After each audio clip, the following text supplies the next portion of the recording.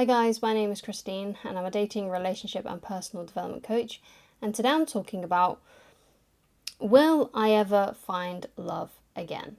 So let's say you've been in a few relationships and they've ended. Perhaps you were at some point trying to get an ex back, because I know like a lot of people come to my channel because they're trying to reattract an ex, or they've gone into no contact with an ex, things like that.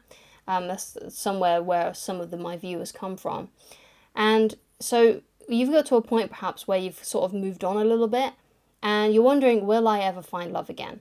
So this kind of all depends on how optimistic you are, because if you're someone who's quite pessimistic, then it's unlikely that you're going to have a good attitude about it, and you may not be that open to it either, because I feel like some people do have a very negative attitude towards finding love after they've had their heart stomped on, basically.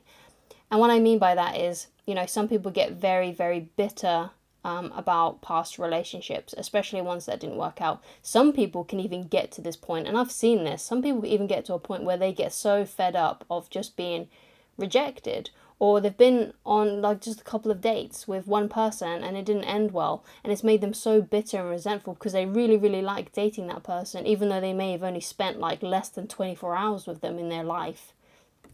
They get really bitter and resentful because they, really like that person and it didn't work out.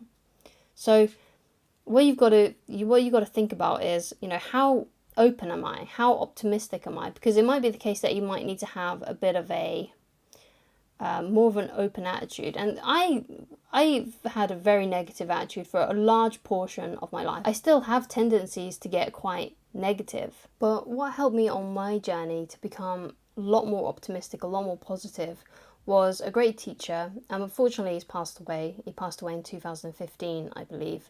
But that's Dr. Wayne Dyer.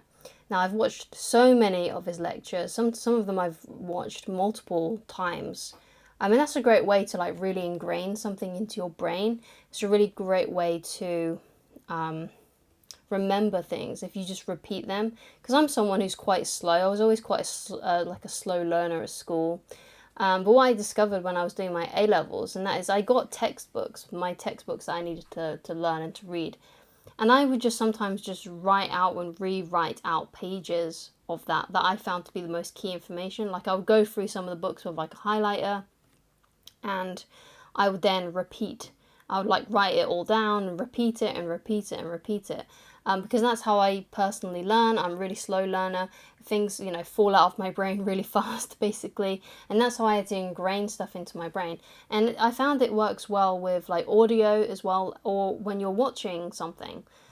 So when I've watched these lectures of Dr. Wayne Dyer, and I've watched them multiple times, like for some of them, I can probably recite it, because I've watched it that many times. And what's great about Dr. Wayne Dyer is that he taught me, from watching his lectures, that you can actually change the way you look at things. That's one of his like main famous lines. Like when you change the way you look at things, the things you look at change.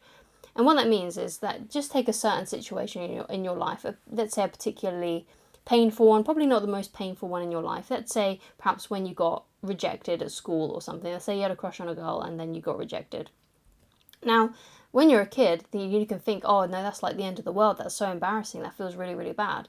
But then if you sort of like change the way you look at it by looking at it from a different point of view, for example, you could say to yourself, like this is a new point of view example, oh, well, I guess we were just incompatible. Perhaps if I had dated that person, perhaps I would have gotten in a car accident. Perhaps, I would have been miserable. Perhaps I would have been really sad. Perhaps something else would have happened. Perhaps I would never have met, who I'm supposed to be with.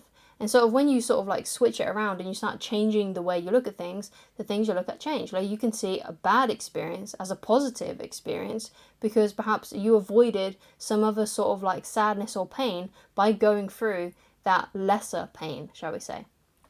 So you got to be open if you want to find love, because if you have this negative attitude and you feel like you're never going to find anyone, and you feel like it's just useless, you think all women are the same or all men are the same, whatever attitude you have, then it's very unlikely that you're actually going to be willing and open enough to actually find someone.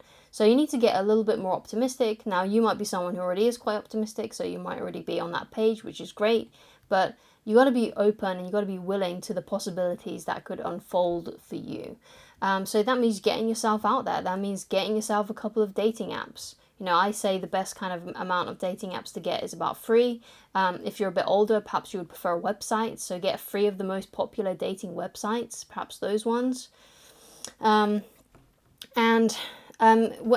basically what I mean, why I say that is because most people only have one dating app that they use, or one dating website that they use.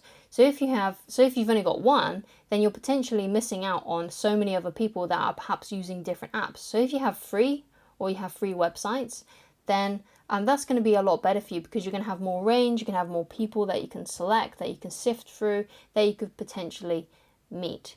So that's what I would recommend for that. So the answer is yes, you will find love again, but you have to be optimistic about it, you have to be open about it, and you have to be willing to perhaps be single for a while before you meet someone. Now, it may be the case you might get really lucky and you may go on one date and you may find that person for you, and that's great. But for some time, for me personally, it took me 3 years of being single and dating and sifting through people to find my wife. It took me 3 years. Right? Some people it takes a little bit longer, and you might be one of those people that it may take 3 years. Perhaps it may even take longer than me. It may take like 4 years, right? Or 5, right? But you have to be willing to go through the numbers. You have to be willing to go on those dates, because if you're not willing to do it and you think, oh God, this sounds tiring, I'd rather not, then no, you won't find love again, because you're not putting yourself out there. So that's my answer to that question. If you would like to get in touch with me personally, then please go to www.christineloveridge.com to get coaching with me. Thank you so much for watching, and I shall talk to you again very soon. Goodbye.